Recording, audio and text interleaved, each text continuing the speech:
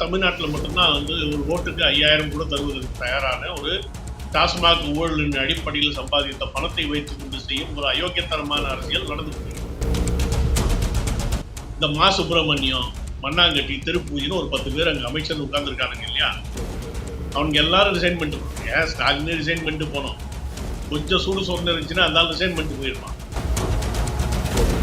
ஒரு ஆளுக்கு தான் எதற்காக இருக்கிறோம், தான் முதல்வர் என்பது கூட அறியாமல் ஏதோ நேற்று கல்யாணம் ஆகி இன்னைக்கு போய் ஹனிமூனுக்கு போன மாதிரி போய் நீலகிரியில் உட்காந்துருக்கு ரெய்டு வந்துட்டு இருக்கடா, உன்னுடைய சம்பந்தப்பட்ட ஆட்களாண்டன் போய் பாருங்கடா அப்படின்னா, அதை விட்டுட்டு உன் பிள்ளைய பொட்டன்ஷியலா தூக்கிட்டு போயிடுவாங்க, அநேகமா அவன் தான் குற்றவாளின்னு கைது செய்யப்படலாம்னு ஊர் முழுக்க பேசிக்கிட்டு இருக்கு. வாயவே திறக்க மாட்டேன்றான். அவன் எங்க போனாலும் ஏதாவது கேள்வி கேட்டாலும் பயந்து பயந்து ஓடுறான் பத்திரிகையாளர். இந்த மாட்டு பிரியாணிக்காக நாக்க தொங்க போட்டுக்கிட்டு சுத்திட்டு இருந்த ஒரு கேவலமான ஜந்து தானே இந்த மா சுப்பிரமணியம். இல்ல அந்த குற்றச்சாட்டை நான் தான் செய்தேன், எனது மகன் செய்யவில்லைன்னு மாற்றி ஒரு வாக்குமூலத்தை கொடுத்து நீங்க வேணா உள்ள போலாம். அன்று இருந்த கருணாநிதிக்கு இல்லையா, கருணாநிதி கையாளாகத்தனமாக செயல்பட்டார் என்று கூறுகிறாயா? உன்னுடைய தலைவனின் தந்தையை நீ கையாளாகாத நபர் என்று கூறுகிறாயா? கையில 2 பேப்பரை வச்சுட்டா அது எவிடன்ஸா? நீ தான் சிடின்னு சொல்ற. எங்க சிடி இருந்தா கொடு, போடு. மக்கள் முன்னாடி அவமானப்படுத்து இருக்கா? ஏன் போட மாட்டேன்ற? கேவலம் இஸ் ஈக்குவல் டு திராவிடம், அசிங்கம் இஸ் ஈக்குவல் டு திராவிடம், அயோக்கியத்தனம் இஸ் ஈக்குவல் டு திராவிடம். இந்த திராவிடத்தில் சொம்படிக்கும் அடிமை கூட்டங்களில் முக்கியமான நபர் திருமாவளவன்.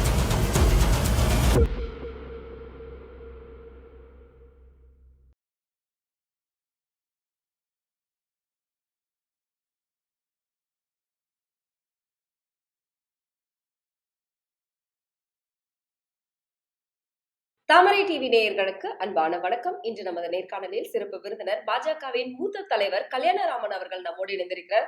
சார் வணக்கம். வணக்கம். உலகம் முழுவதும் இருந்து வரக்கூடிய அகதிகளை இந்தியா வரவேற்கணுமா? இது ஒண்ணு சத்திரம் கிடையாது. யாரையும் உள்ள வச்சுக்கணுங்கிற, வரவேற்று மகிழ்விக்கணுங்கிற அவசியம் கிடையாது. 140 கோடி மக்களை வச்சுட்டு இக்கட்டான ஒரு வாழ்வாதாரத்துல நம்ம இந்தியா வாழ்ந்துகிட்டு இருக்கு. அப்படி வாழணும்னு அவசியம் இல்ல. இந்தியாவுக்கு தான் வரணும்னு இல்ல. நீங்க வேற நாட்டுக்கு கூட போலாம், வேற ஊருக்கு கூட நீங்க போகலாம் அப்படின்னு சொல்லிட்டு அவங்கள வேற நாட்டுக்கு போக சொல்லுங்கன்னு சொல்லிட்டு ரொம்ப கரராக உச்ச நீதிமன்றம் இன்னைக்கு சொல்லியிருக்கு. திருமா அவர்கள் ஒரு விஷயத்த சொல்லியிருக்காங்க. மனித நேயம் இல்லாமல் உச்ச நீதிமன்றம் நடந்துக்குச்சு அப்படின்னு சொல்றாரு சார். ஏற்கனவே ராஜபக்சேவோட அவர் எந்த மாதிரியான ஒரு தொடர்புல பேசி இருந்தாருங்கிறது நம்ம எல்லாருக்கும் தெரியும். அதை பத்தி கொஞ்சம் விளக்கமா சொல்லுங்க. முதல்ல உச்ச நீதிமன்றம் ஒரு விஷயத்தை கூறுகிறது என்றால், அது 360 டிகிரியில எல்லா விதமான அம்சங்களையும் அலசி ஆராய்ந்து பார்த்து அவர்கள் கூறுகிறார்கள் என்ற அடிப்படை அறிவு திருமாவளவன். இதை வேற மாதிரி சொல்றதுன்னா, திருமாவளவனுக்கு அடிப்படை அறிவு இல்லையா அப்படின்ற கேள்வி உங்களுக்கு வருது இல்லையா? அப்போ அடிப்படை அறிவு இருக்கு, ஆனால் இதை சொல்றதுக்கு வேற ஏதோ காரணம் இருக்கு. இப்படிதான் நம்ம புரிஞ்சுக்கணும். இவர்கள் அனைவருமே ஓட்டு பொறுக்கிகள். இந்த ஓட்டு பொறுக்கிகள் என்ன பண்ணுவான்? எங்க இருந்தாலும் யாரையாவது கொண்டு வரணும். அவனுக்கு ஊரு பேர் இருக்கணும்லாம் அவசியம் இல்லை. இங்க கொண்டு வந்து அவனை ஒரு ஓட்டு வங்கியா மாத்திக்கணும். உனக்கு நான் தான் பாதுகாப்பு தருகிறேன், உனக்கு நான் தான் அடைக்கலம் தருவேன்னு ஏதாவது ஒரு பொய்யை சொல்லி அவனை பிச்சைக்காரனா வச்சிருக்கணும். அவனை ஒரு ஓட்டு வங்கியாக மாற்றிக்கொண்டு இவர்கள் அரசியல் லாபம் அடைய வேண்டும். இதுதான் திருமாவளவனுடைய அஜெண்டா. இது திருமாவளவனை பொறுத்தவரை. அப்ப நம்ம உச்ச நீதிமன்றத்துடைய பார்வையில பார்ப்போம். உச்ச நீதிமன்றம் ஏன் இதை கூறுகிறது அப்படின்னு பார்த்தா, இந்த நாட்டுடைய இறையாண்மைக்கு அச்சுறுத்தலாக இருக்க வாய்ப்பு இருக்கிறது, இருப்பதற்கான ஆதாரங்கள் இருக்கின்றன. ஏற்கனவே இந்த நாட்டில் நடந்த பல்வேறு சம்பவங்கள் இந்திய இறையாண்மைக்கும் இந்தியாவின் பாதுகாப்பிற்கும் அச்சுறுத்தலாக இருக்கின்றன என்பதை புரிந்து கொண்டு கூறுவது. ரெண்டுத்துக்கு வித்தியாசம் இருக்கு. இவர்கள் ஏன் கூறுகிறார்கள் என்ற சூழ்நிலையை பார்த்தால், இவர்கள் குறிப்பாக யாரை நாடு கடத்த இருக்கிறார்களோ, யாரை நாடு கடத்த வேண்டும் என்று சொல்லப்படுகிறதோ அவர்கள் ரோஹிங்கா முஸ்லிம்கள் என்றாலே ஒண்ணு காங்கிரஸ்க்கு அல்லது திமுகவிற்கு அல்லது விடுதலை சிறுத்தைகள் போன்ற அமைப்புகளுக்கு வாக்களிப்பார்கள் என்று இவர்கள் நம்புகிறார்கள். அப்போ இந்த கும்பலை தங்களுடைய கைக்குள்ள வச்சுக்கணும் அப்படின்னு ஆசைப்படுறாங்க. இவர்கள் ஒவ்வொரு எண்ணிக்கை போகும் போதும் இவர்களுக்கு ஒவ்வொரு வாக்குகள் போகிறது. இதான் அடிப்படை. நம்ம கூர்ந்து கவனிச்சோம்னா தமிழ்நாட்டில் மட்டும்தான் ஒரு ஓட்டுக்கு 5000 கூட தருவதற்கு தயாரான ஒரு டாஸ்மாக் ஊழலின் அடிப்படையில் சம்பாதித்த பணத்தை வைத்துக் கொண்டு செய்யும் ஒரு அயோக்கியத்தனமான அரசியல் நடந்து கொண்டிருக்கிறது. அப்போ இந்த அரசியலுக்கு பின்னால் இருக்கும் நபர்களின் கைக்கூலி யாரு, அடிமை யாரு? கோபாலபுரத்து கோமாளிகளின் அடிமையாகிய திருமாவளவன். இதை தவிர வேறு எதை சொல்ல முடியும்? அதனால திருமாவளவன் போன்ற அரசியல் அயோக்கியர்களை, அரசியல் கோமாளிகளை, அரசியல் பைத்தியங்களை நாம் பெரிதாக கண்டுகொள்ளக்கூடாது என்பது என்னுடைய தாழ்மையான வேண்டுகோள். அரசியலமைப்பு தான் உயர்ந்தது. அதற்காக தான் நாடாளுமன்றம் வந்து செயல்படணும். நீதித்துறையா, நிர்வாகத்துறையா, நாடாளுமன்றமா? இதில் வந்து எது உயர்ந்தது? அப்படிங்கிற மாதிரியான ஒரு கேள்வி இப்ப வந்து எழும்பியிருக்கு. துணை குடியரசுத் தலைவர் வந்து எப்பவும் நாடாளுமன்றம் தான் உயர்ந்தது அப்படிங்கிற மாதிரி சொல்லியிருக்காரு. இப்ப தலைமை நீதிபதியாக பதவியேற்ற பூஷன் கவாய் அவர்கள் வந்து எப்பொழுதுமே அரசியல் அமைப்பு தான் உயர்ந்தது அப்படிங்கிற மாதிரி வந்து ஒரு வாக்குவாதம் வந்து 2 பேருக்கும் போயிட்டு இருக்கு பெருசா. இத நீங்க எப்படி பார்க்குறீங்க சார்? முதல்ல நம்ம இதுல கவனிக்க வேண்டியது 2 பேருமே தப்பா சொல்லல.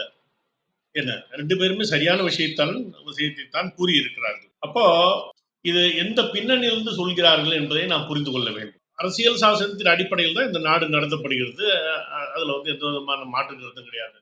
இந்த அரசியல் சாசனத்தின் வரையறையின் அடிப்படையில் இன்னும் கொஞ்சம் டீப்பா பொலிட்டிக்கல் சயின்ஸ் ஆங்கிள் நம்ம போய் பார்க்கணும் அப்படின்னா Malthus theory of separation of பவர்னு சொல்லுவாங்க. பாராளுமன்றம் என்பது ஒரு ஒன்றாகவும், நீதித்துறை என்பது ஒன்றாகவும், இதை நடத்தி முடிக்கும் அரசு அதிகாரிகள் என்பது இன்னொருவராகவும் இருப்பார்கள் என்றது ஒரு ஒரு விதமான தியரி.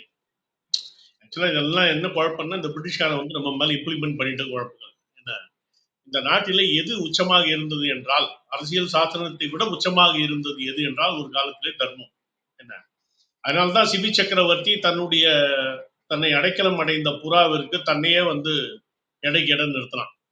அதனாலதான் வந்து மனுநீதி சோழன் தன்னுடைய மகனை தேர்காலில் இட்டுக் கொண்டான்னு சொல்லக்கூடிய ஒரு சமூகத்தை சேர்ந்தவர்கள் நமக்கு வந்து எவ்வளவு பாடம் எடுக்கக்கூடாது. இது ரொம்ப அடிப்படை. தர்மம் இஸ் சுப்பீரியர் டு எவ்ரிதிங். அரசியல் சாசனத்தை விட தர்மம் உயர்ந்தது. அது அது அப்புறம் வருவோம் நம்ம பின்னாடி பிற்காலத்தில் இதுக்கான பெரிய ஒரு விவாதம் வரும்னு நான் நம்புறேன். அதனால இப்போதைக்கு அதை ஒரு ஓரமா வச்சுட்டு வெறும் அரசியல் சாசனத்தை மட்டும் பார்ப்போம். அரசியல் சாசனம் என்பதை மாற்றி அமைக்கும் அதிகாரம் யாருக்கு இருக்கிறதோ அவர்கள் தான் உயர்ந்தவர்கள். அரசியல் சாசனத்தை மாற்றி அமைக்கும் அதிகாரம் யாருக்கு இருக்கிறது? பாராளுமன்றத்திற்கு இருக்கிறது. 2/3 மெஜாரிட்டி ஓட்டு போட்டு ஒரு சட்டத்தை அரசியல் சாசனத்தில் ஒரு சட்டத்தை மாற்றினால் அதுவே அரசியல் சாசனமாக மாறுகிறது. இது அடிப்படை. இது யார் வேணாலும் என்ன வேணாலும் பேசிக்கலாம். ஆகக்கூடி பாராளுமன்றத்தில் மட்டுமே மாற்றம். சரி, அரசியல் சாசனத்தை நாம உச்ச நீதிமன்றத்தில் வைத்து மாற்ற முடியுமா? வாய்ப்பு இருக்கா? அனுமதி இருக்கா? அரசியல் சாசனம் அதற்கு அனுமதி வழங்குகிறதா?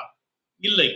கான்ஸ்டிடியூஷனல் ரிவ்யூ என்ன பண்ணலாம், ஆனால் மாற்ற முடியாது என்பது சட்டம். அதுதான் நம்மளுடைய அரசியல் சாசனம் சொல்லப்பட்டிருக்கிற விஷயம். அதனால தன்கர் அவர்கள் கூறியது, நம் நாட்டுடைய உதவி ஜனாதிபதி அவர்கள் கூறியது சரியான வாதம். உச்ச நீதிமன்ற நீதிபதி, தலைமை நீதிபதி அவர்கள் ஒரு கருத்தை கூறியிருக்கிறார். அவர் என்ன சொல்லியிருக்காருன்னா இந்த 3 துறைகளும் சரியாக செயல்பட வேண்டும் என்று கூறியிருக்கிறார். அவ்வளவுதான். அதுக்கு மேல அதை போட்டு நம்ம குழப்பிக்கிட்டு இழுத்துக்கிட்டு பறிச்சுக்கிட்டு ஐயோ இப்படி சொல்லிட்டாரு, இவருக்கு அவருக்கு கான்ஃபிளிக்ட் இருக்கா? ஒரு கான்ஃபிளிக்டும் கிடையாது. ஏன்னா இதுவரை 106 முறை அரசியல் சாசனம் மாற்றப்பட்டிருக்கிறது என்பது கவாய் அவர்களுக்கு தெரியாதா? இந்த 106 முறையும் மாற்றங்கள் நீதித்துறையை சார்ந்தவர்களா அல்லது பாராளுமன்றத்தை சார்ந்தவர்களா? பாராளுமன்றத்தை சார்ந்தவர்கள் என்றால் அவர்கள் தான் சுப்பீரியர். இதுதான் எஸ்டாப்ளிஷ்டு ஃபேக்ட். இது வந்து பெரிய டிபேட்டபிள் பாயிண்ட் கிடையாது. அவருக்கும் தெரியும். அவர் சொன்ன விஷயம் வேற. அது பொதுவாக மக்கள் மத்தியிலே பரப்பப்படுவது என்பது வேறு. அதனால இது எதை பத்தி நம்ம பெருசா கவலைப்பட வேண்டாம். திருமாவளவன் பத்தி நாம் எப்படி கவலைப்பட வேண்டாமோ அது போல அரசியல் சாசனம் குறித்து இந்த கேள்விகளுக்கும் நாம் பெரிதாக கவலைப்பட வேண்டாம். இந்த நாட்டுடைய இறையாண்மையை பாதுகாக்கும் வகையிலே அரசியல் சாசனம் அமைந்திருக்கிறது. அதை மக்கள் தலைவர் மோடி அவர்களின் தலைமையிலான இந்த அரசு சிறப்பாக செய்து கொண்டிருக்கிறது. அதனால்தான் வந்து பஹல்காம் விஷயத்துல கூட மிக சிறப்பாக செயல்பட்டு இந்த நாட்டுடைய பெருமையை நிலைநிறுத்தி இருக்கிறார். அதனால இந்த நேரத்துல குட்டி குட்டி குழப்பங்களுக்குள்ளலாம் நம்ம வந்து டிபேட்டா போயிட்டு கூடாது.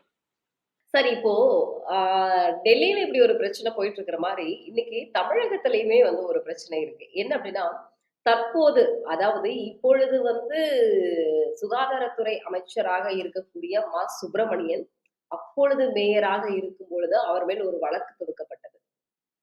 கண்டிப்பா அது உங்களுக்கு தெரிஞ்சிருக்கும். சிப்காட் இந்த பிரச்சனையில வந்து தொழிலாளர்களுக்கு வழங்கப்பட்ட நிலத்தை அவதூறாக சட்டவிரோதமாக பயன்படுத்திக் கொண்டதாக அவர்கள் மனைவி மேலும், அவர் மேலும் ஒரு குற்றச்சாட்டு எழுந்தது. ஊழல் குற்றச்சாட்டு.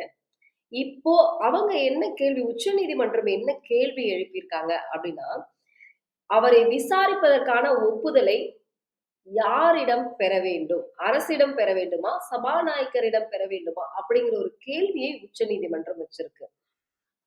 இந்த கேஸ் நீங்க எப்படி பார்க்குறீங்க சார்? ஏன்னா, அந்த கேஸ் போடும்போது அவர் வந்து மேயர். அந்த பெட்டிஷன் போடும் பொழுது, அவர் வந்து மேயராக இருந்திருக்கிறார். இப்பதான் வந்து அவர் அமைச்சராக இருக்கிறார். இந்த கேஸ நீங்க எப்படி பார்க்குறீங்க சார்? இந்த கேஸ பத்தி நம்ம பேசுறதுக்கு முன்னாடி, ஒரு அரசன், மன்னன் எப்படி இருக்க வேண்டும் என்பதற்கு ஆதாரமான விஷயங்கள 2 விஷயங்கள் முன்னாடி சொன்னேன். ஒண்ணு வந்து மனுநீதி சோழனை பத்தி, இன்னொன்னு சிபி சக்கரவர்த்தி பத்தி சொன்னேன். இப்போதும் மனுநீதி சோழர்கள் இருந்து கொண்டுதான் இருக்கிறார்கள் இந்த சமுதாயத்திலே, இந்திய சமுதாயத்திலே. இது நமக்கு புரியணும். ஓகே. குஜராத்திலே அங்கே உள்ள மாநில அமைச்சரின் ஒரு மகன் முதலில் கைது செய்யப்பட்டார். இந்த நரேகா ஸ்கீம்ல வந்து ஏதோ தப்பு பண்ணிட்டாங்க, பணத்தை கொள்ளையடித்து விட்டார்கள் என்று சில பேரை கைது செய்தார்கள். அவர்களுடன் தொடர்புடைய நபர்களில் ஒருவரான குஜராத்தின் இன்றைய பாஜக அரசின் அமைச்சர்களில் ஒருவரின் மகன் கைது செய்யப்பட்டார். நேத்து 2வது மகனையும் கைது செய்திருக்காங்க அதே குற்றச்சாட்டுல. யாருடைய அரசுல? பாஜக அரசுல. யாருடைய மகனை? அமைச்சரின் மகனை. தற்போது அமைச்சர் குஜராத்தில். இந்த ஸ்டாலினுக்கு வெக்கம், மானம், ஈனம், சூடு, சொரணை ஏதாவது இருந்துச்சுன்னா, இந்த மா சுப்பிரமணியம், மண்ணாங்கட்டி, திருப்பூயின்னு ஒரு 10 பேர் அங்க அமைச்சர் உட்கார்ந்துருக்கானுங்க இல்லையா? அவங்க எல்லாரும் ரிசைன் பண்ணிட்டு போனாங்க. ஏன் ஸ்டாலினே ரிசைன் பண்ணிட்டு போனோம். கொஞ்சம் சூடு சொரணை இருந்துச்சுன்னா அந்த ரிசைன் பண்ணிட்டு போயிருப்பான். சும்மா ஒரு டோப்பாவை போட்டுக்கிறது, போய் அங்கேயும் இங்கேயுமா மலர் இதுங்கெல்லாம் வச்சு பொண்டாட்டியும் இவரும் சேர்ந்து உட்கார்ந்து நம்ம புதுமண தம்பதிகள் மாதிரி உட்கார்ந்து அங்க விளையாட்டு பண்ணிட்டு இருக்கிறது. ஏன் நிர்வாகம்னா என்னன்னே தெரியாத ஒரு ஜந்து இன்று முதல்வராக இருக்கிறது என்பது தமிழகத்தின் மாபெரும் கேவலமான ஒரு விஷயம். அதனுடைய ஆட்சியில மா சுப்பிரமணியம் போன்றவர்களுக்கு என்ன நடக்கும் என்று நீங்கள் எதிர்பார்க்கிறீர்கள்? பேய் அரசாண்டால் பிணம் தின்னும் சாத்திரங்கள்னு சொன்னான் பாரதி. இந்த பேயை விட கேவலமாக இருக்க முடியும் என்றால், ஒரு ஜந்து இருக்க முடியும், அதுதான் ஸ்டாலின். ஒரு ஆளுக்கு தான் எதற்காக இருக்கிறோம், தான் முதல்வர் என்பது கூட அறியாமல், ஏதோ நேத்து கல்யாணம் ஆகி இன்னைக்கு போய் ஹனிமூனுக்கு போன மாதிரி போய் நீலகிரியில உட்கார்ந்துக்கிட்டு, டேய் ரெய்டு வந்துட்டு இருக்கடா, உன்னுடைய சம்பந்தப்பட்ட ஆட்களாண்டன் போய் பாருங்கடா அப்படின்னா, அதை விட்டுட்டு உன் பிள்ளைய வந்து பொட்டன்ஷியலா தூக்கிட்டு போயிடுவாங்க, அநேகமா அவன் தான் குற்றவாளின்னு கைது செய்யப்படலாம்னு ஊர் முழுக்க பேசிட்டு இருக்கு. வாயவே திறக்க மாட்டேன்றான். அவன் எங்க போனாலும் ஏதாவது கேள்வி கேட்டாலும் பயந்து பயந்து ஓடுறான். பத்திரிகையாளர் உன் சம்பந்தப்பட்ட 2 பேர் எங்க போனாங்கன்னே தெரியல. ஆகாஷும் ரித்தீஷும் ஏன் பயந்து ஓடணும்? இது போன்ற திருடர்களை, கேடிகளை, பிக்பாக்கெட்டுகளை தன்னுடன் வைத்துக் கொண்டு சுற்றி வரும் ஒருவனை துணை முதல்வர் என்று அறிவித்துவிட்டு இருக்கக்கூடிய ஒரு நபரால், முதல்வர் என்று கூறப்படும் ஒரு ஜந்துவால் எப்படி வந்து மா சுப்பிரமணியத்தின் மீது உள்ள வழக்கிலே ஒரு ஒரு உத்தரவை அல்லது அனுமதியை வழங்க முடியும்னு நம்புறீங்க? இது ரொம்ப ட்ரிக்கியா வந்து போய் நிக்குது. சில நேரங்கள்ல என்ன ஆகும்னா, சட்டத்துல இதுக்கு என்ன பதில் என்பதற்கு ஒரு ஒரு கூறே இருக்காது, டெஃபினிஷனே இருக்காது. அந்த மாதிரி தொக்கா நிக்கிற ஒரு அம்சங்கள்ல ஒண்ணுதான் இது. எப்படியா இருந்தாலும் இதுக்கு ஒரு தீர்வு வந்துதான் ஆகணும். ஒரு பார்வை இருந்து அந்த பார்வைக்கு ஒரு தீர்வு இல்லை என்றால், ஒரு கேள்வி இருந்து அந்த கேள்விக்கு தீர்வு இல்லை என்றால், ஒரு பிரச்சனை இருந்து அந்த பிரச்சனைக்கு தீர்வு இல்லை என்றால், அதை சரி செய்யும் இடத்திலே தான் உச்ச நீதிமன்றம் இருக்கிறது. உச்ச நீதிமன்றமும் உயர் நீதிமன்றங்களும் அதுக்குதான் இருக்கு. உதாரணத்துக்கு பாத்தீங்கன்னா, இவங்க என்ன பண்ணாங்க, ஆட்சிக்கு வந்த புதுசுல துரைமுருகன், KKSSR, அனிதா ராதாகிருஷ்ணன், தங்கம் தென்னரசு, இத்தியாதி இத்தியாதி எல்லாரும் மேல இருந்தோம். பொன்முடி, துரைமுருகன் எல்லாரும் மேல இருந்த கேஸையும் வந்து ரிமூவ் KN நேரு, தேவா வேலு எல்லா கேஸையும் வந்து ஊத்தி மூடிட்டானுங்க. ஊத்தி மூடினா உயர் நீதிமன்றம் சும்மா இருக்குமா? சோ மூட்டை எடுத்துட்டாங்க. சோ மூட்டை எடுத்து இப்ப வந்து இதெல்லாம் மறு விசாரணை பண்ணு. ஏற்கனவே நீ அவனை குற்றச்சாலின்னு சொன்ன, இப்ப வந்து குற்றம் இல்ல அற்றவன்னு சொல்றிய, எப்படி சொல்ற? அப்படின்னு சொன்னா இப்ப விசாரிக்கப்பட வேண்டும். யார் விசாரிப்பார்கள் என்ற கேள்விக்கு மாநில அரசு தான் விசாரிக்கும் என்றால் குற்றம் சாட்டப்பட்ட நபர் மாநில அமைச்சரவையில் அமைச்சராக அமர்ந்திருக்கும் போது எப்படி மாநில அரசின் ஒரு அங்கம் அதை விசாரிக்க முடியும் சிறப்பாக? அப்ப அடுத்து வந்து இது லாஜிக்கலா சிபிஐ நோக்கி போகும். இவருடைய பதவியும் வந்து ராஜினாமா செய்வதற்கான ஒரு வாய்ப்புகள் இருக்கா? பதவி போகுவதற்கான வாய்ப்புகள் இருக்கா? போய் ஓசி பிரியாணி அந்த ஞானசேகரன் வீட்டுல போய் ஓசி பிரியாணி தின்னு வந்தானே இவங்கெல்லாம் மந்திரி என்ற பெயர்ல இருக்கும் அவலட்சணங்கள். மந்திரி என்ற பெயரிலே அமைச்சர் என்ற பெயரிலே குற்றி திரியும் அசிங்கங்கள் இவர்கள்லாம். அவன் அந்த ஞானசேகரனுடைய ஸ்பெஷல் என்று மாட்டு பிரியாணி போடுவான். இந்த மாட்டு பிரியாணிக்காக நாக்க தொங்க போட்டுக்கிட்டு சுத்திட்டு இருந்த ஒரு கேவலமான ஜந்து தானே இந்த மா சுப்பிரமணியம். இவங்களுக்கெல்லாம் என்ன பார்க்கறதுக்கு நல்லா வந்து இந்த நம்ம என்ன நம்புறோம்னா அடிக்கடி இந்த மாரத்தானு அடிக்கடி வாக்கிங்கு சுகாதாரத்துறை அமைச்சரும் அந்த ஆள் டீசென்டானவனா அந்த பொண்ணு நம்பர் ஆரம்பிச்சு சமூகத்துல அந்த மாதிரி ஒரு பார்வை இருக்கு. கையில வந்து ஒரு கோலை பிடிச்சிட்டு காலையில ட்ராக் ஷூட் போட்டுக்கிட்டு போயிட்டா இவன் ரொம்ப யோகியன் அப்படின்னு வெள்ளக்காரன் வந்து பொய் சொல்ல மாட்டான்டான்னு ஒரு காலத்துல நம்புவாங்க. அந்த மாதிரிதான் இதெல்லாம். இவர்கள் எல்லாம் அயோக்கியர்கள். எப்படியா இருந்தாலும் இதுக்கு ஒரு தீர்வு வந்துடும். இந்த நேரத்துக்கு இதுக்கு தீர்வு இல்லை. இந்த நேரத்துல இது ஒரு கேள்விக்குறியாக இருக்கிறது. கேள்வியை எழுப்பிய பிறகு அதற்கு யார் பதில் சொல்வார்கள்? கேள்வி யார் எழுப்பினார்களோ அவர்களே பதில் சொல்ல போகிறார்கள். அப்ப என்ன ஆகும்? அது வந்து நேரா அமைச்சர் மாசு வந்து ரிசைன் பண்ண வேண்டிய ஒரு நிர்பந்தம் ஏற்படும். அந்த நேரத்திற்காக காத்திருப்போம். எப்படியா இருந்தாலும் இவர்கள் அமைச்சராக ஒரு வருடத்துக்கு மேல் நீடிக்க முடியும். ஒண்ணு இப்ப ரிசைன் பண்ணிட்டு போறியா, இல்ல மக்களால் துரத்தப்பட போகிறாயா? இதான் ரெண்டே கேள்விதான். மக்களால் துரத்தப்படும் போது அவர்களால் என்ன பண்ண முடியும்? இவர்கள் 2026 தேர்தலில் படு கேவலமாக தோற்க போகிறார்கள். அதுதான் இன்றைய நிலைமை. போக போக அவர்களுடைய நிலைமை மோசமாகிக் கொண்டே போகிறது. இவர்கள் திருடர்கள், கேடிகள், ஊரை அடித்து உலையில் போடுபவர்கள் என்ற பெயரை இவர்கள் தொடர்ந்து பெற்றுக்கொண்டே இருக்கிறார்கள். இந்த ஓடி போயிட்டான், நீ வந்து 1000 கோடி 2000 கோடி புரட்டி ஒருத்தன வந்து பெரிய ஆளாகனல்ல உன் வீட்டு மருமகனை ஆகாஷ் பாஸ்கரனை, அவனால இல்ல நிக்க முடிஞ்சா?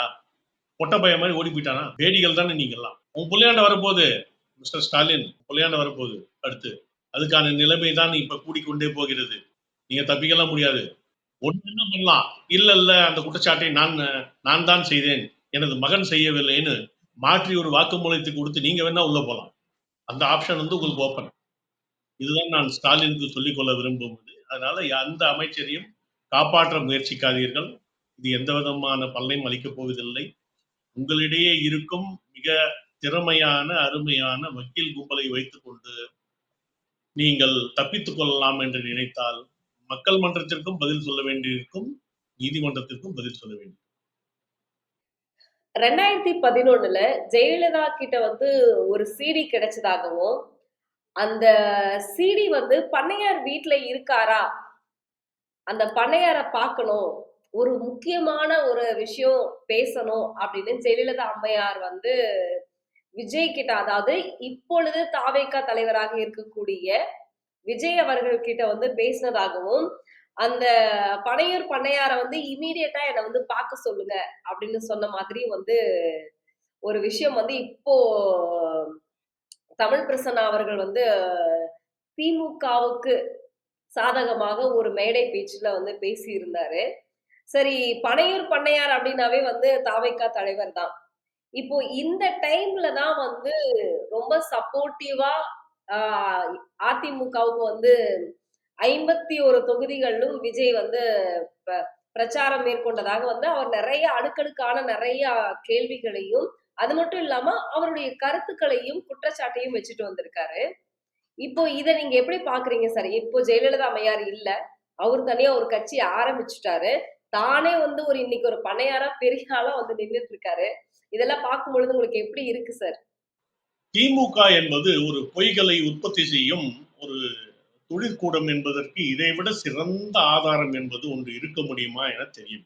2011 தேர்தலில் தாவேகா தலைவராகிய விஜய் அவர்கள் அதிமுகவிற்கு ஆதரவாக 51 இடங்கள் பிரச்சாரம் செய்தார். இதான குற்றச்சாட்டு? அதற்கு காரணம் ஒரு சிடி. ஆமா, ஒரு சிடி அவங்க குற்றச்சாட்டு. அதான் சிடி குற்றச்சாட்டு. இதான குற்றச்சாட்டு. ஆமா. ஏண்டா உங்களுக்கு அரசு வேண்டாமா? 2011 தேர்தலுக்கு முன்னாடி இருந்த அரசு உங்களுடைய அரசு. இந்த சிடி எல்லாம் யார் கைக்கு கிடைக்கும்? உளவுத்துறை கைக்கு தான் முதல்ல கிடைக்கும். ஒருத்தன் உனக்கு எதிராக கேம்பெயின் பண்ண போறான்னா அவனை உருட்டி மிரட்டி பணிய வைக்கிறதுக்கான திறமையோ தகுதியோ அன்று இருந்த கருணாநிதிக்கு இல்லையா? கருணாநிதி கையாளாகத்தனமாக செயல்பட்டார் என்று கூறுகிறாயா? உன்னுடைய தலைவனின் தந்தையை நீ கையாளாகாத நபர் என்று கூறுகிறாயா?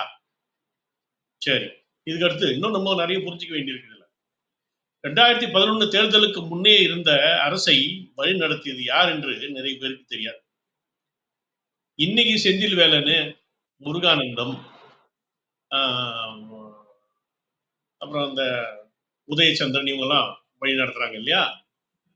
உமாபதி அவங்களாம் தான் இன்னைக்கு வந்து இந்த அரசாங்கத்தை நடத்துறாங்க. ஆமா. ஸ்டாலின் இந்த அரசை நடத்தவில்லை. சரியா சொல்றேன். அந்த மாதிரி 2006 to 11 நடந்த ஆட்சியை வழி நடத்தியது ஜாஃபர் சேட் என்ற நபர். ஜாஃபர் சேட் ஐஜி இன்டெலிஜென்ஸ் அந்த காலத்துல. ஜாஃபர் சேட்டுக்கு தெரியாம தமிழகத்திலே காக்கா கூட சுத்தி வர முடியாது என்ற நிலைமை இருந்தது. இந்த சவுக்கு சங்கர் கேஸ்ல வந்து ஒரு ஆடியோவை வெளியிட்டதாகத்தான் சவுக்கு சங்கர் மீது குற்றச்சாட்டு இல்லையா? அந்த அந்த அத்தனை ஆடியோ பதிவுகளையும் எடுத்து வைத்திருந்தது யார் அப்படின்னு பார்த்தா இதே ஜாஃபர் சேட். இந்த ஜாஃபர் சேட்டுக்கு தெரியாம எதுவுமே நடக்காத. அப்போ தாவேகா தலைவராக இன்று உள்ள விஜய் அவர்கள் அன்று ஒரு மோசமான ஒரு சூழ்நிலையில் ஒரு சிடியை வைத்திருந்திருந்தால் அவர் குறித்த ஒரு சிடி இருந்திருந்தால் அது முதல்ல யாருக்கு தெரிய வந்திருக்கும்? ஜாஃபர் சேட்டு. இதை விட இன்னொரு இன்ட்ரெஸ்டிங்கான விஷயம் இருக்கு. D3D டெக்னாலஜிஸ் ஒரு கம்பெனி இருந்துச்சு. அந்த கம்பெனி நடத்தின முதலாளி அம்மாவுக்கு பேரு மம்தா சர்மான்னு பேரு. நிறைய பேருக்கு இந்த மம்தா சர்மா என்பவர் இன்றைய டிஜிபி ஆகி சங்கர் ஜிவால் அவருடைய மனைவி என்பது தெரியாது. நான் எப்படி அந்த அம்மா என்ன போட்டிருக்கணும், மம்தா ஜிவால்னு போட்டிருக்கணும்.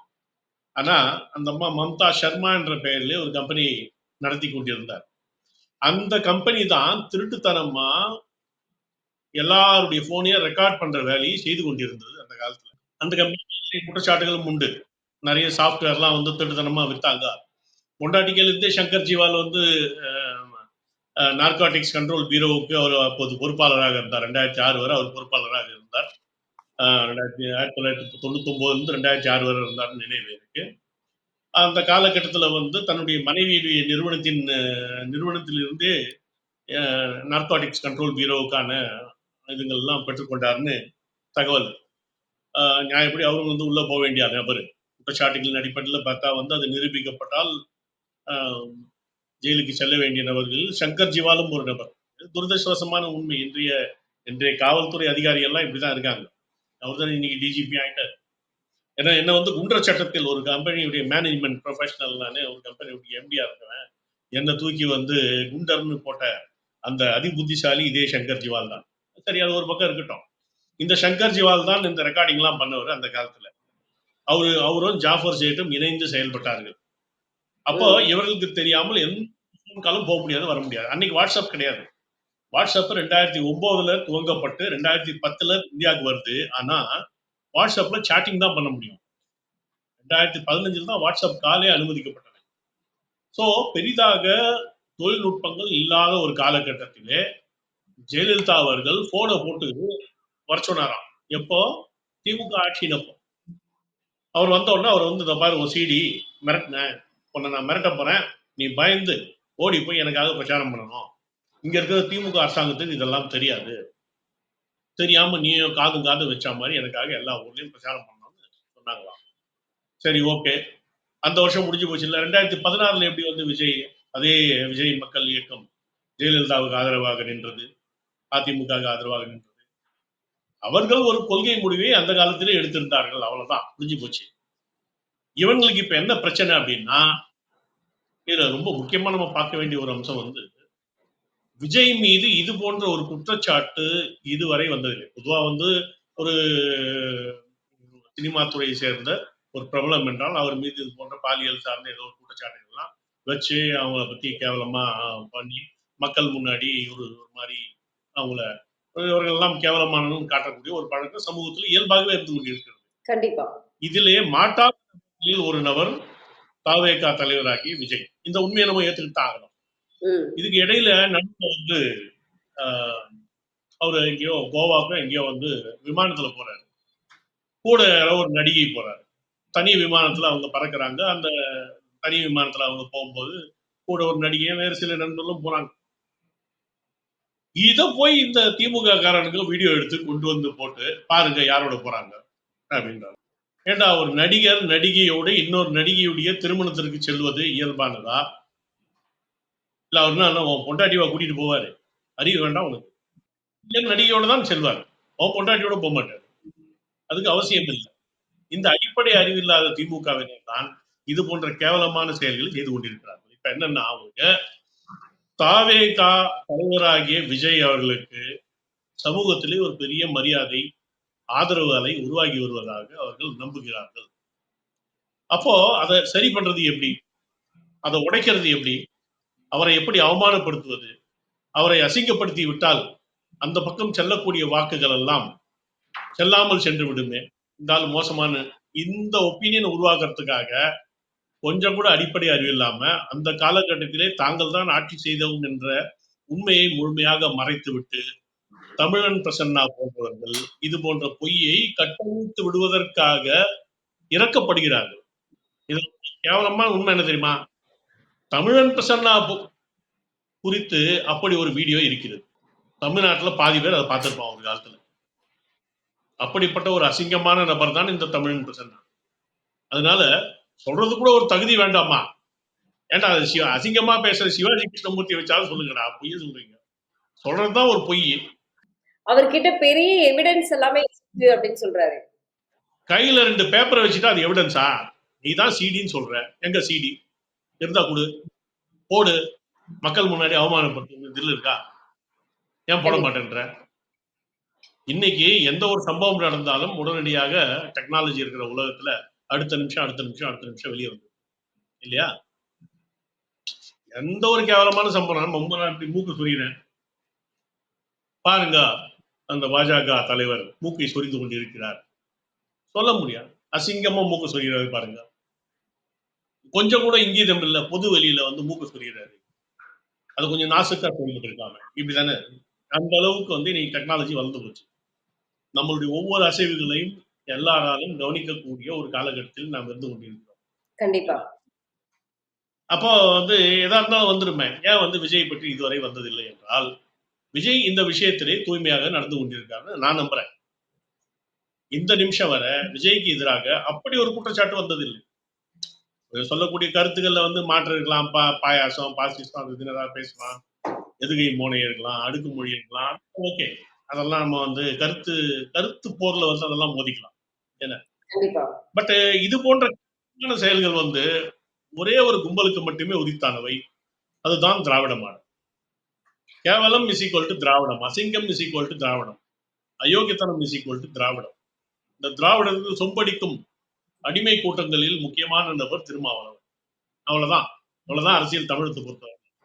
தமிழக அரசியல் என்பது மேம்பட்ட தளங்களில் இருந்து மிகவும் தரம் தாழ்ந்து இது போன்ற கேவலமான செயல்களில் ஈடுபட்டுக் கொண்டிருக்கிறது. இதற்கு பின்னர் வந்து எல்லா விதமான கேவலங்களுக்கு பின்னாடியும் திமுக இருக்கிறது. தெய்வ செயல்னு ஒருத்தன் கிட்டத்தட்ட 20 பெண்களை வந்து ஏமாற்றியதாக அரக்கோணம் பகுதியில் ஒரு பெரிய புகார் எழுந்து பூதாகரமா இதெல்லாம் எதை காட்டுது அப்படின்னா, நீ வந்து பொள்ளாச்சியை பத்தி குற்றச்சாட்டு சொல்ற. பொள்ளாச்சி சம்பவத்திலே உடனடியாக சிபிஐ உடைய விசாரணைக்கு உத்தரவிட்டு அதிமுக தங்களுடைய பெயரை கெடுத்துக் கொள்ளாமல் சென்று விட்டது. சிபிஐ விசாரணை நடத்தியது என்று குற்றம் சாட்டப்பவர்கள் யார் மீது குற்றம் சாட்டப்பட்டதோ அவர்கள் மீதான குற்றங்கள் நிரூபிக்கப்பட்டிருக்கிறது, அவர்களுக்கு தண்டனை அறிவிக்கப்பட்டிருக்கிறது. நீ ஒவ்வொரு முறையும் என்ன பண்ற? இவர்கள் விசாரிக்க கூடாது, இடி விசாரிக்க கூடாது, சிபிஐ விசாரிக்க கூடாது அப்படின்னு ஏன் ஓடுற? போயிட்டு உயர் நீதிமன்றத்துக்கு ஓடுற, உச்ச நீதிமன்றத்துக்கு ஓடுற, அவர்கள் விசாரிக்க கூடாது உனக்கு என்ன பயம்? உடம்புல உனக்கு ஏன் இவ்வளவு பயம் இருக்கு? அதனால்தான் சொன்னேன், இவர்கள் முழுமையான கேவலம் என்ற வார்த்தைக்கு ஏதேனும் ஒரு இஸ் ஈக்குவல் டு போட முடியும்னால் திராவிட மாடல் என்று போட முடியும். திராவிட மாடல் இஸ் ஈக்குவல் டு போடுறதுன்னா திமுக போட முடியும். திமுக இஸ் ஈக்குவல் டு அப்படின்னு போட்டா கோபாலபுரத்து கோபாலிகள் போட முடியும். எவனுக்காவது கொஞ்சமாவது அறிவு இருந்திருந்தா இந்த கும்பல்ல இப்படி எல்லாம் கேவலமா வந்து ஒண்ணுத்துக்கு உதவாத ஒரு பையன் கூட வந்து ட்ரௌசர் போட்டுக்கிட்டு கிரிக்கெட் ஆடிட்டு இருந்த பையனை வந்து கோடீஸ்வரனா மாத்துவாரான். அவன் 300 கோடியில வீடு கட்டிட்டு இருக்கான். டிவி சாவேஜ் ம். அந்த ரத்தீஷ் 300 கோடிக்கு வீடு கட்டிட்டு இருக்கான். கொஞ்சம் அடிப்படை அறிவு வேணும். டேய், முந்தா நாள் வரை நீ வந்து 5க்கும் 10க்கும் அல்லாடிட்டு இருந்த. உன்னுடைய ஐடி ரிட்டர்ன்ல வந்து என்ன ஃபைல் பண்ணியிருக்க நீ? 10 லட்சம் பண்ணியிருப்பியா? 5 வருஷத்துக்கு முன்னாடி 10 லட்சம் ரூபா பண்ணியிருப்பானா? 10 லட்சம் ரூபா கூட வந்து ஐடி ரிட்டர்ன்ஸ் கட்ட முடியாம என்ன ஓசி சிகரெட்டுக்கும் ஓசி குடிக்கும் சுத்திட்டு இருந்த பையன் இன்னைக்கு வந்து பல 100 கோடிகள்ல பல 1000 கோடிகள்ல மிதக்கிறாங்கன்னா எங்க இருந்து வரும் அது? ஒரே ஒரு சோர்ஸ்ல தான் வர முடியும். அந்த ஒரே சோர்ஸ் யாரு? இந்த கோபாலபுரத்து கோமாளியின் மகன் உதயநிதி ஸ்டாலின். இது வந்து கனெக்ட் பண்ணுவாங்கன்ற அந்த அடிப்படை அறிவு கூட இல்லாம அது சினிமா பைத்தியக்காரன் சுத்திட்டு இருக்கான் பாருங்க. போயிட்டு நயன்தாரா அது இதுன்னு ஒரு 10 பொண்ணு பின்னாடி சுத்திட்டு நிவேதா பெத்துராஜ் இப்படி ஒரு 10 பேர் வச்சிருக்கான். அதுக்கு பின்னாடி சுத்திக்கிட்டு இகின்னு சிரிச்சுக்கிட்டு அவன் சிரிக்கிறத பாருங்க. ஒரு 20 வயசு பையன் வந்து பொண்ணுங்களை பார்த்த உடனே நானி கோனி சிரிப்பானு அப்படி கிட்டத்தட்ட இந்த 50 வயசு ஆக போகுது. இந்த வயசுல சிரிச்சுட்டு தெரியலாம். இவ்வளவுதான் இவர்களுடைய நிலைமை. இதான் கோபாலபுரத்து கோமாளிகள் நிலைமை. இந்த கோமாளிகள் கையிலே ஆட்சியும் அதிகாரம் இருந்தால் என்னவெல்லாம் ஆக வாய்ப்பு இருக்கிறது என்பதற்கு இந்த டாஸ்மாக் பைத்தியக்காரத்தனங்களே உதாரணம். திருடுனா கூட அது கூட புத்திசாலித்தனமா திருடு. உங்க தாத்தா மாதிரி திருடு. Scientific loot. உங்க தாத்தாவை பத்தி சர்க்காரி கமிஷன் என்ன சொல்லுச்சு? Scientific loot. பல 100 கோணிகளில் பல 1000 கோணிகளில் இருந்த சர்க்கரை எறும்பு தின்று விட்டது. அந்த கோணி பை எங்கடா? கரையான் தின்று விட்டது. எவனாவது எவிடன்ஸ் கொடுக்க முடியுமா? இந்த மாதிரி புத்திசாலித்தனமான ஒரு தாத்தா வச்சுக்கிட்டு இந்த வாத்தியார் புள்ள மக்குன்னுவாங்க இல்லையா, அந்த மாதிரி 2 தத்திகள் அந்த ஆள் பெத்து போட்டுருக்கு. கருணாநிதி ஒரு தத்தியை பெத்து போட்டாரு. அந்த தத்தி இன்னொரு தத்தியை பெத்து போட்டுச்சு. ஸோ அல்டிமேட்லி இவங்க மாட்டிட்டு முழிக்க போறானுங்க. இதுல யாரு வந்து ஜெயிலுக்கு போவது என்பது பற்றி தான் இவர்கள் இருவரில் ஒருவர் முடிவு செய்ய வேண்டும் என்பதுதான் இன்றைய நிலைமை. அதனால அந்த முடிவு எடுப்பதற்கான ஒரு ஆலோசனை கூட்டத்தை ஸ்டாலின் நடத்தினால் அது மிக வெகு சிறப்பாக இருக்கும் என்பது என்னுடைய கருத்து. இதுக்கு மேல இவங்களை பத்தி பேசுறதுக்கு ஒண்ணும் இல்லை.